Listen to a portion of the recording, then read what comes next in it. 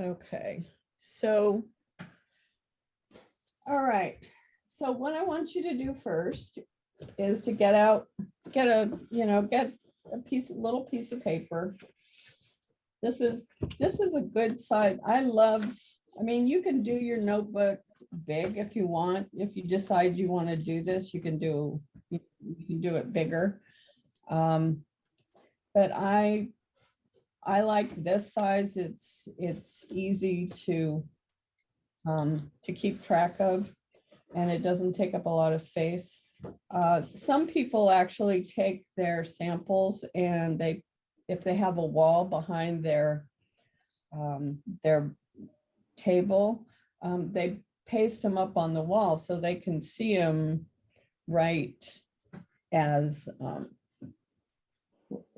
they're painting. So then they can just look across there and see what color they're looking for and get some.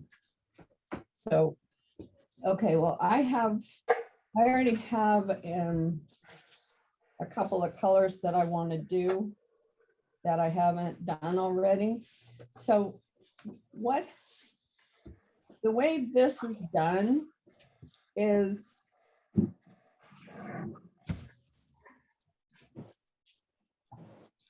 okay, I'm going to take a little bit of water and just make a stripe across there. And then I'm going to, let's see, which color is this?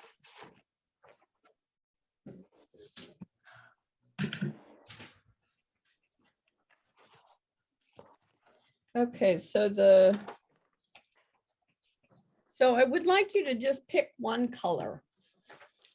And because you don't have to do a bunch of colors today, but I just want you to, you can pick one color. You can maybe do a red, a blue, and a brown, so that because those are the colors that you're probably going to mix for your shadow values.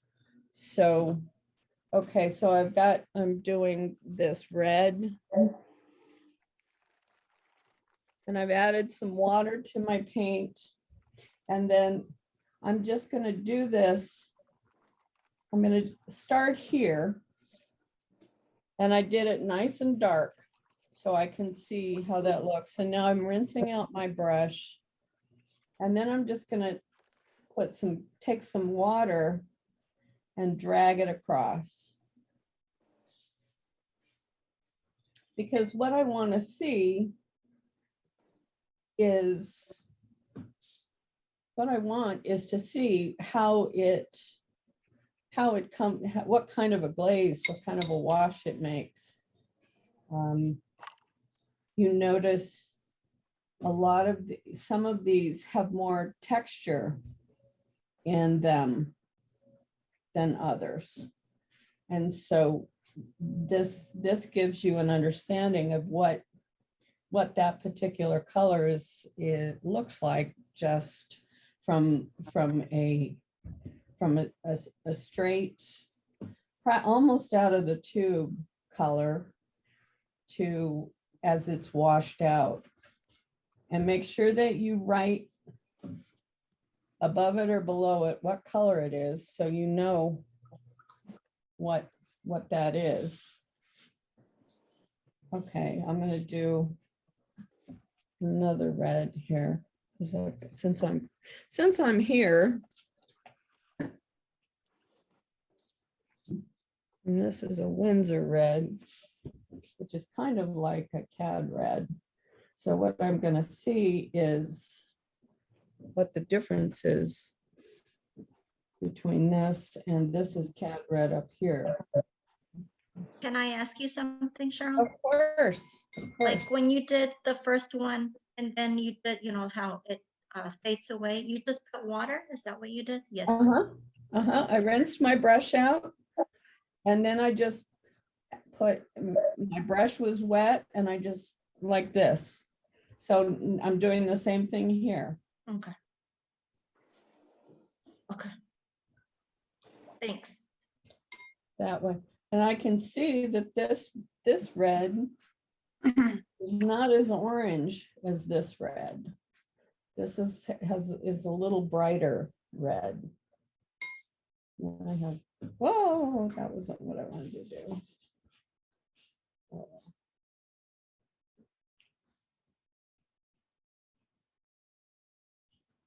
That one I did backwards, but it still works. Okay. So this is this Indian throne is very similar to an ultramarine, which is a color that you'll probably use today, either ultramarine, Indian throne, also the cerulean or manganese blue, which I'm going to do that one so you can see.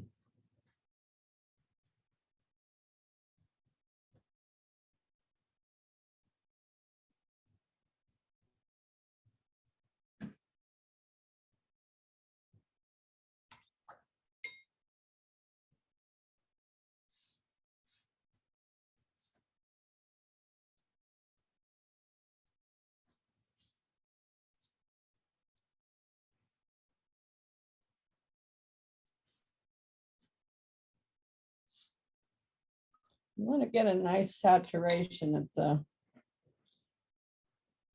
at the beginning of it.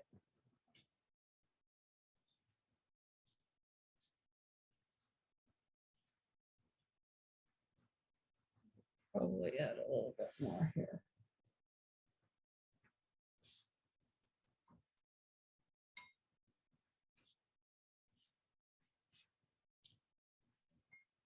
Okay. The next step is figuring out grays.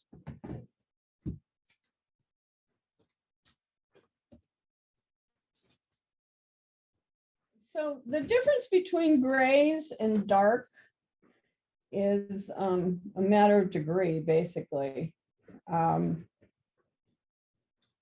These are super dark colors that I've mixed.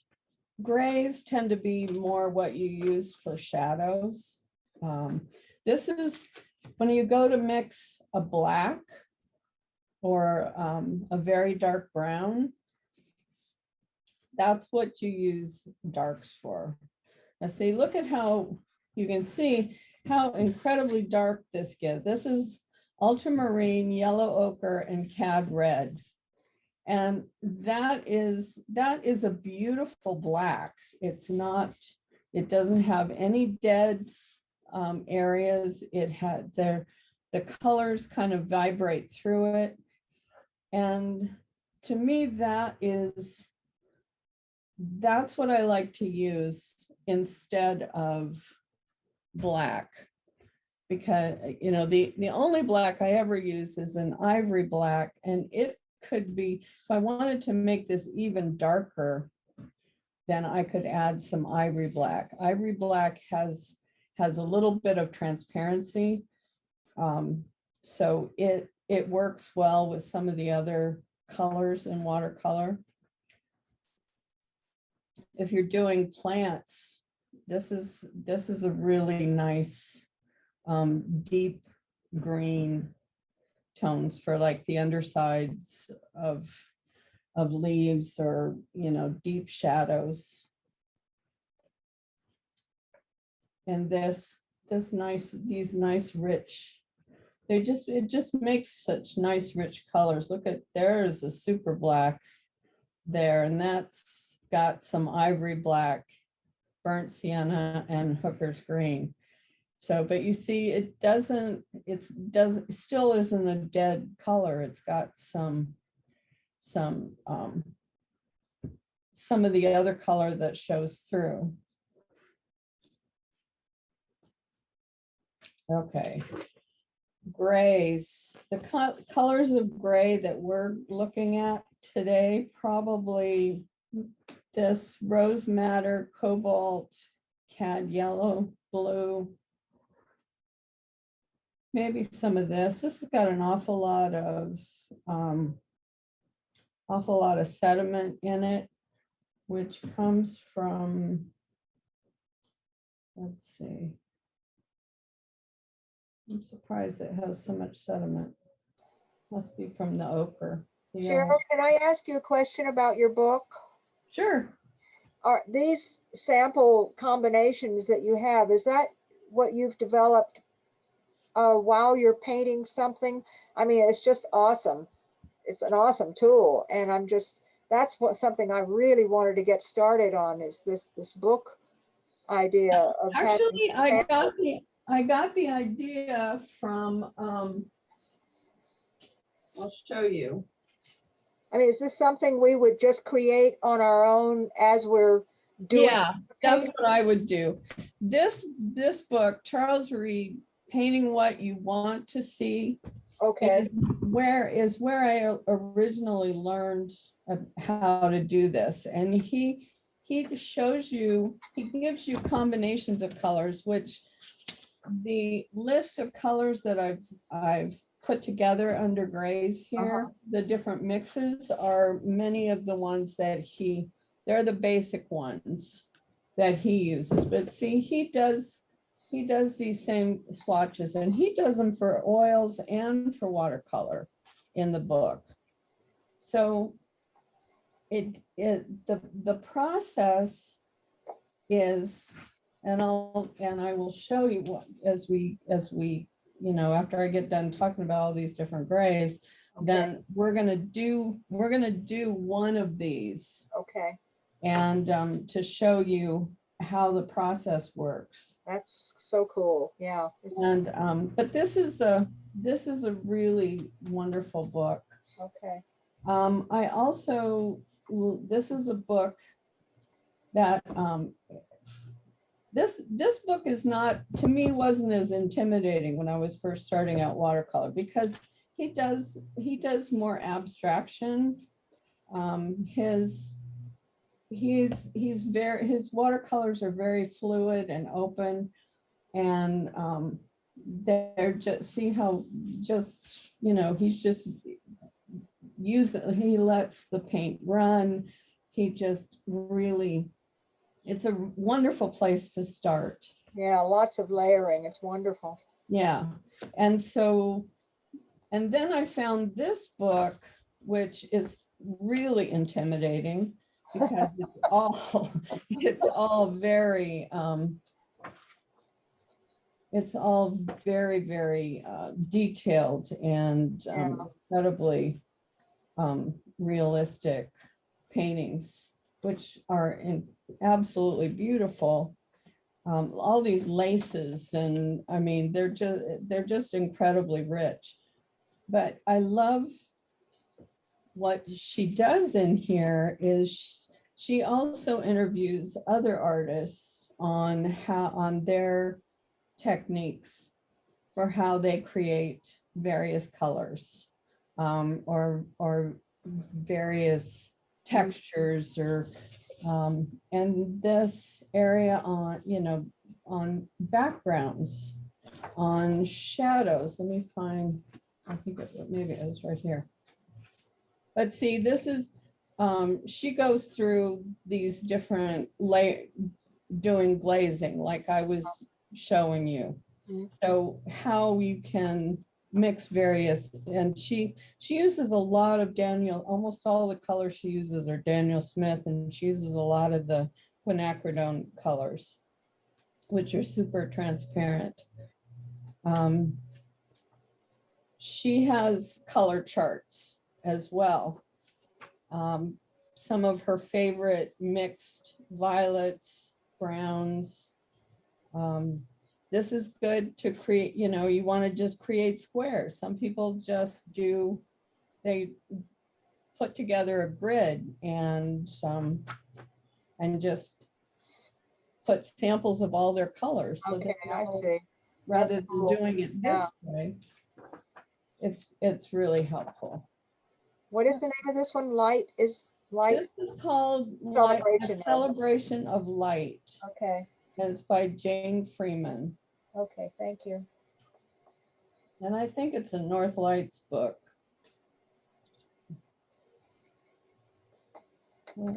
There's a one of And I the, know that you said that this really changed your whole uh, development of watercolor.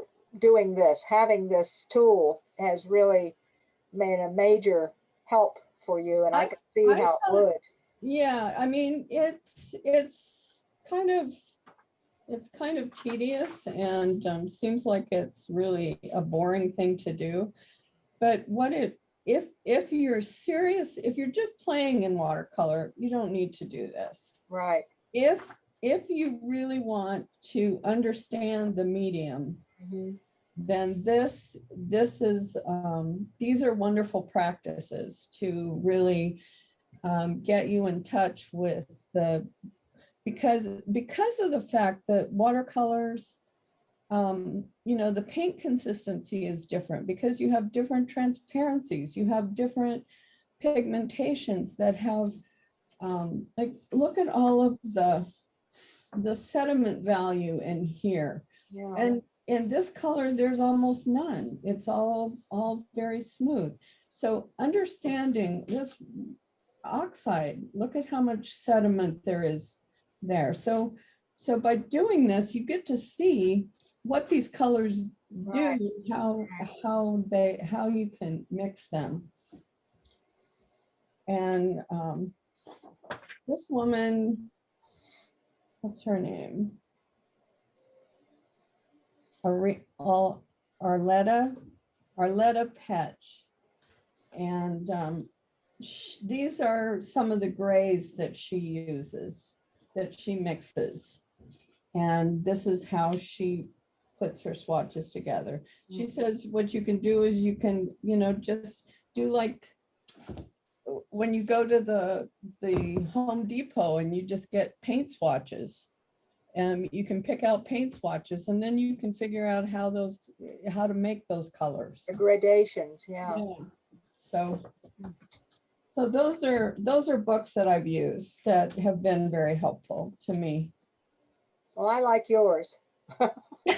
Thank you. Well, this is kind of my version of Yeah. what other people have done.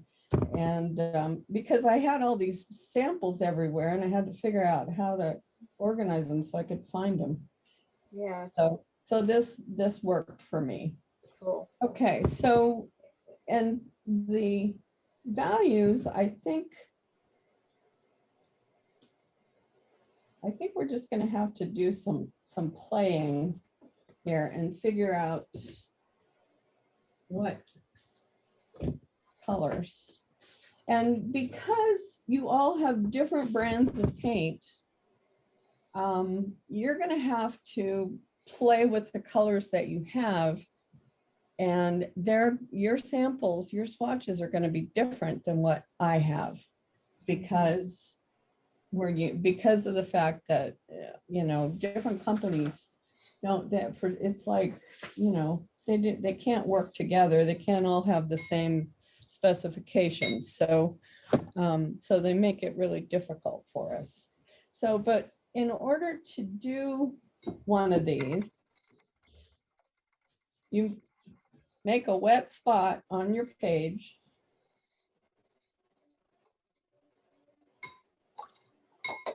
And then you take 3 colors or 2 color. You can do 2 colors, but I think 3 is probably more what it's going to take to get a good gray. Now this is a manganese blue. And I want to put enough paint so that it starts to, I want it to start to run a little bit towards the center.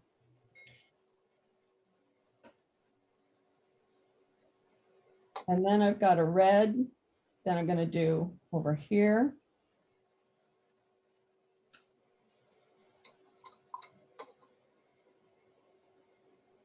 In the same manner. And then on this side, I want a yellow. And I'm gonna try, I've never done a gray with gamboge. And since I use it for everything else, I'm gonna put that over here.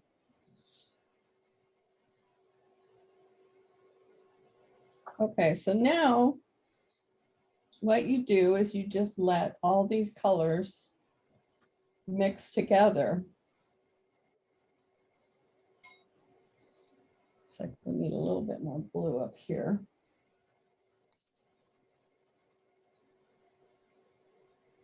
You want them to kind of run into each other.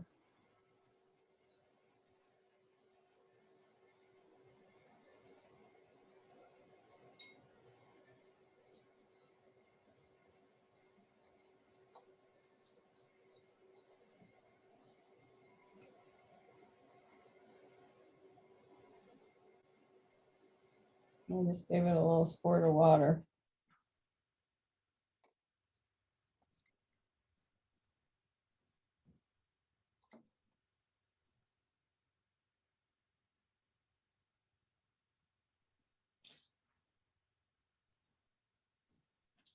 And by doing it this way, rather than just layering colors on top of each other, like I did with the glaze example that I showed you.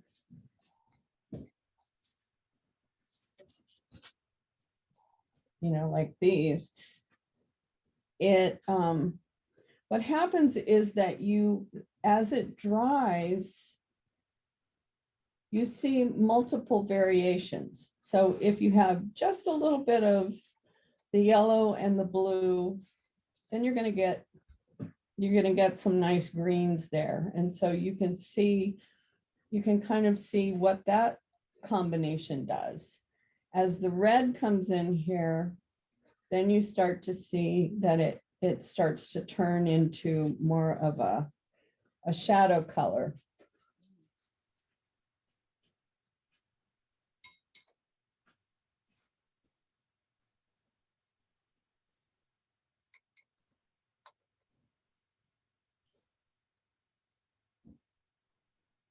And you can also just add, if you want to see, like I want to see what this red and the yellow do together, then I add a little bit more yellow over in here where it wasn't getting that color, where the run didn't go there. And that way it gives me a little more information about that.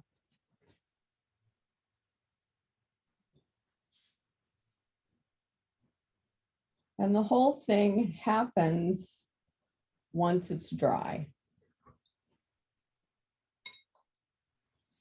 So I'm going to go ahead, I'm going to do a couple more. And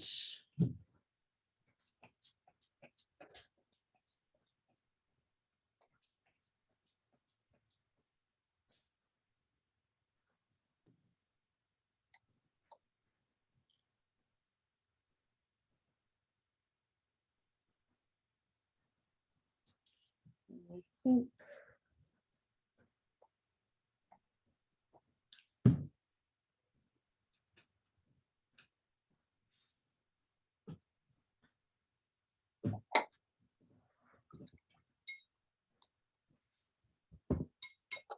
I'm going to make sure you keep your water clean, keep your brush clean, so that you're not getting too much of a mix of color that's going to mess with your experiment.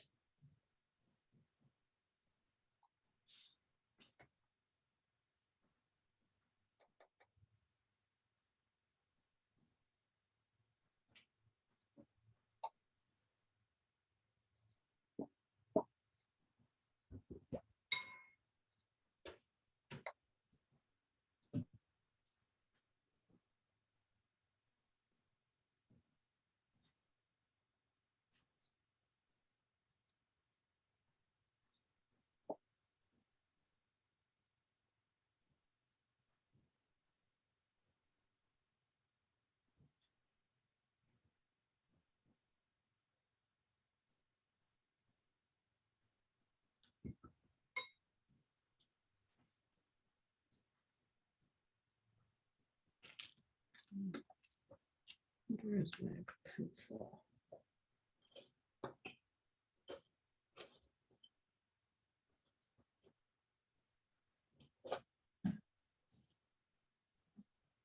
You also want to make sure that you write down the colors that you mixed. So you know what you did.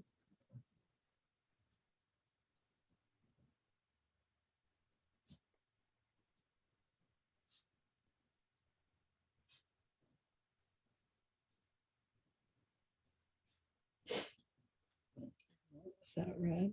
That was the.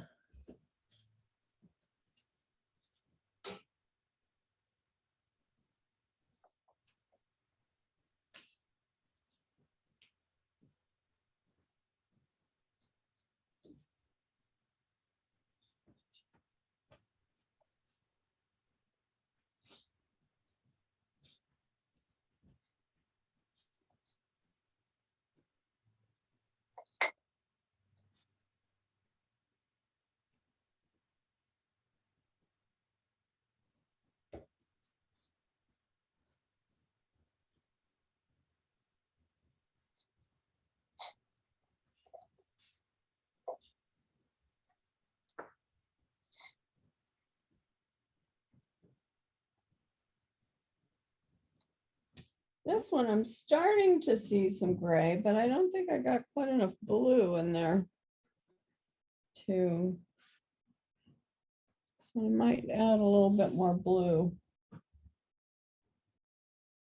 Just to see what it will do.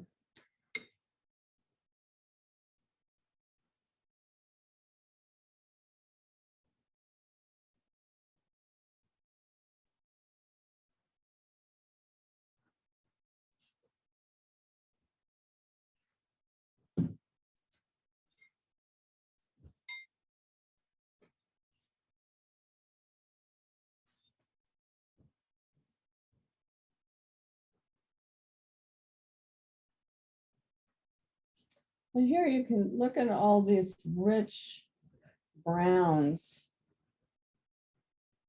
that come from, this is New Gamboge, alizarin, and not New Gamboge twice.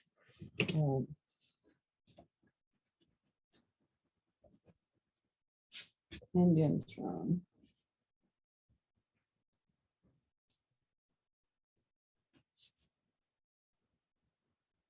Indian throne. It's sometimes it's spelled both ways. This is where your cool and warm colors come in.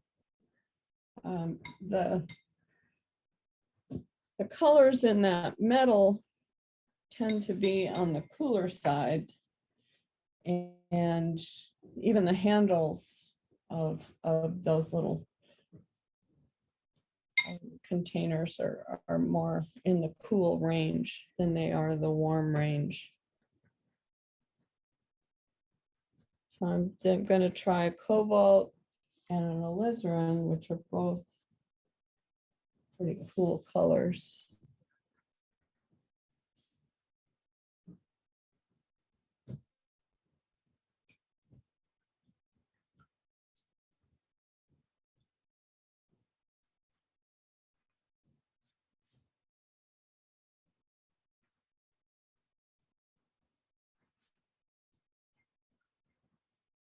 Need to get some yellow, or yeah, we need to get some kind of a yellow in there.